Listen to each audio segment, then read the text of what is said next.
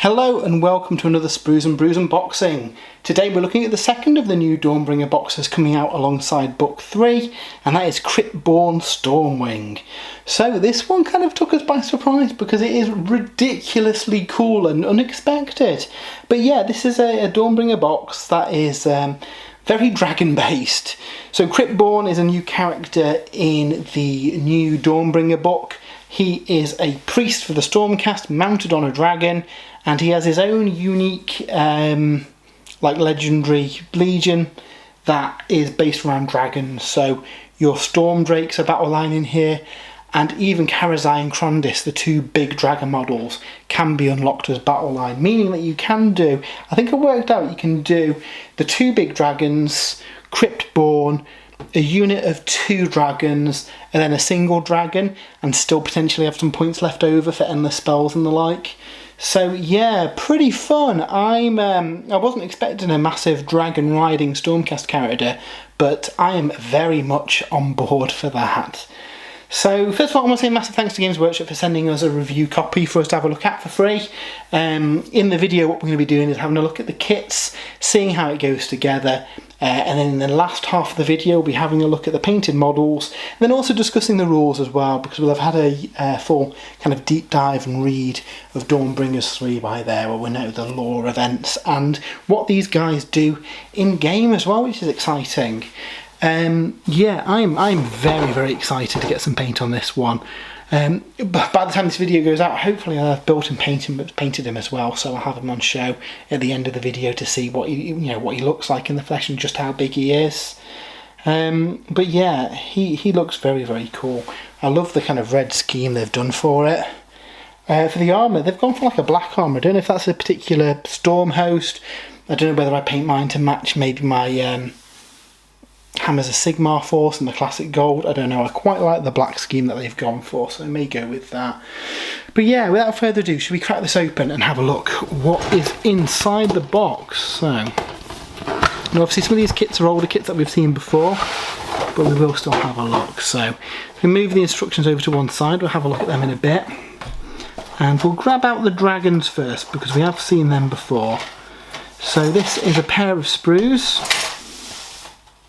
and they contain all the parts to build the dragons. This is the standard kit as well. I don't think the instructions in here give you the options to build the optional hero build. A Knight Draconis, I think he's called. You can absolutely build that with this kit, but I don't think the instructions are included in the box. But if you give Games Workshop a shout or have a look online, you'll be able to find the instructions for doing them. So you get 2 sprues. They are very slightly different, the 2 sprues. I think there's a few different parts on them. But yeah, they build up the 2 dragons, and obviously if you take them in a unit of 2, they are battle line as well, which is really cool. So yeah, so we've got those guys, and we've got the flying stands for them too. Obviously on these newer style plastic flying stands. But the real star of the show is the new character Cryptborn. Now he comes on that size base, so a little bit bigger than the bases that the dragons come on. Though I don't think he's going to be maybe as massive as he looks on the box. I don't think he's certainly going to be as tall as Krondis and Karazai, but obviously we'll do a bit of a size comparison at the end of the video to show you what he looks like. But yeah, this looks a really cool kit. So if we have a look at the frames, styling's very similar to the other Stormcast dragons. I really like them. There was a time where all the dragons were the broken list, but I think with this new sub-faction where you can take even those big dragons as battle line, I don't think that's going to be terribly competitive, but I think it's going to look really cool. An army where I've got just 6 dragons on the table really does appeal to me, so I will absolutely be doing that. So that is one frame, and then we've got the other frame. Obviously got this big kind of ruin that he's standing on, which looks really cool. And yeah, he looks like mass wise he might be a similar size to those other dragons that we've just seen, but obviously he's kind of like standing on that ruin ready to lunge. So yeah, very cool model. So we'll pop that to one side. We'll just have a quick look at the instructions before we jump to the future and see how this guy looks assembled. Now I don't know if there's much variants available on this guy. I think he probably just builds in one set way, which isn't necessarily a bad thing. With this model though, you're probably going to want to do it in a few sub-assemblies, because it might be a little bit messy to do that once he's fully assembled. There's going to be bits that are a little bit hard to get to. So you see they call out the wing here, because some of that detail is going to be a little bit obscured. It might be worth building that separately. Again, they recommend painting the body separately and the head before you put the neck through it.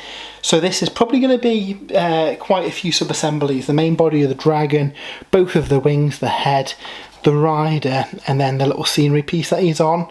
I think if you do stick all that together, you're going to have situations where you see here where the kind of wings overhanging, you're going to struggle to get your brush up there.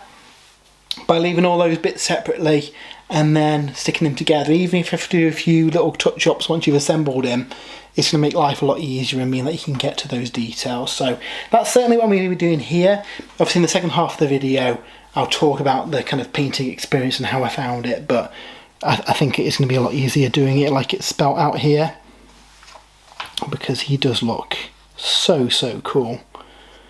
Very, very much looking forward to painting this guy. Obviously we get the dragons in there as well. You just get the instructions for the Stormdrake Guard in here, but like I say, you can build it as the Knight Draconis as well if you want to. If you do that, the second dragon you can take as a single dragon, but he isn't battle line. So yeah, bear that in mind. If you're building this for the for his own mini army, you're probably going to want to take, at least a couple of units of dragons anyway, just to unlock that battle line. Obviously, if you're taking one or both of the big dragons too, they also become battle line in this. So you have got lots of options in how you build it, which is really, really nice. So yeah, so what we'll do now, jump to the future, and we'll have these built and painted, and then we'll have a chat around their rules in the game. And here's a look at the finished Cryptborn and the Stormwing Drakes. And I've got to say, this is a great kit. I mean, if we look at the dragons first, obviously you get the full box of these and 2 in the set. You can build one as the Knight Draconis if you want to. The kit's about a year old now, maybe it's 2 years old. It's it's still a really cool kit. It came out like the December after the Stormcast book, following the 3rd edition of the game. And it is a really cool kit. I think it was a time where a full dragon army was the go-to army, which has fallen out a little bit, but with the new list that's in the Dawnbringer book, I think we might see a lot more dragons, mostly because this is an absolutely gorgeous model. So I had a great time painting this up. Tried to keep it as close to the box art as possible. The dragon itself was just airbrushed up through various reds, and then I stippled Nuln Oil into the recesses just to darken down the areas of the wings, and then the rest of the colours are pretty much all two thin coats paints, using the metallics, because they are really, really nice, including the new, I think it's called Dwarven Iron, one of the new Wave 2 colours, because it's a little bit dark and gives him that kind of sinister look on the mount. So yeah, it was really, really fun painting this guy. I'm looking forward to using him in games. Now, he is 400 points off the top of my head. If you take the special army out of Dawnbringers, you can take units of 2 dragons as battle line, but you can also take Krondys and Karazai as battle line as well, which is really cool because it means you can do an entirely dragon list. I think I worked out that you could do him, Krondys, Karazai, a single dragon, then a unit of 2 dragons, and that's 2,000 points. I think it's like 40 points under. And yeah, this guy is a priest as well. I think he's got a 12-inch aura where you can't do rally or auto pass battle shock, which is pretty cool. He looks so ace. From a lore point of view, this is the same character, Cryptborn, from the original Stormcast versus Khorne box that launched the first edition of Age of Sigmar, and he's gone away to try and find like the cure to the curse of the Stormcast souls slowly degrading every time they get reforged. And while he was in Shyish, he found this dragon who is trying to find the underworld of the dragons to, I guess Nagash is maybe stealing dragon souls when they die, so he's trying to stop that out. And his proximity to the Shyish Nadir has caused him to age rapidly, which is pretty cool. So yeah, I really like this model. I'm looking forward to doing a full Dragon Force because that really does appeal to me. And hopefully, I've got all the other models for that painted up. So I'm hoping that in the next couple of weeks we'll be able to do a full battle report on the site, pitting, maybe reenacting one of the Dawnbringer missions from the new book. Speaking of the new book, if you head over to spruesandbrews.com, I do have a write-up of book 3 up on there. We've also got an unboxing of Belthanos, the first Kurnoth, who is the new Kurnoth Hunter character. That is up for pre-order alongside this. That video will be up a couple of days after this one, so it's possibly even up now as you're watching this. We do have all the details of his rules and everything over on the website as well. We've also got a video and write-up of the new Cities of Sigmar range as well. So Games Workshop very kindly sent us all the models as well, so I've done unboxings of those and started building and painting those up too. So that video will probably be linked to this one in the description. So there's lots more Age of Sigmar goodness to see on the channel today, and like I say, there's articles for all those over on spruesandbrews.com as well, so lots of content to get your teeth into. But yeah, so thanks again for Games Workshop for sending this over. If you would like to support the site, give us a follow and like the video. It really does help for all the algorithmy stuff running in the background. We've also got an affiliate link to Element Games as well, so if you use that we get a bit of a kickback, which helps going towards running the site and, you know, all the hosting and everything. So that is much appreciated, and that is in the description too. But yeah, until next time, I hope you have a great weekend, and we'll see you soon.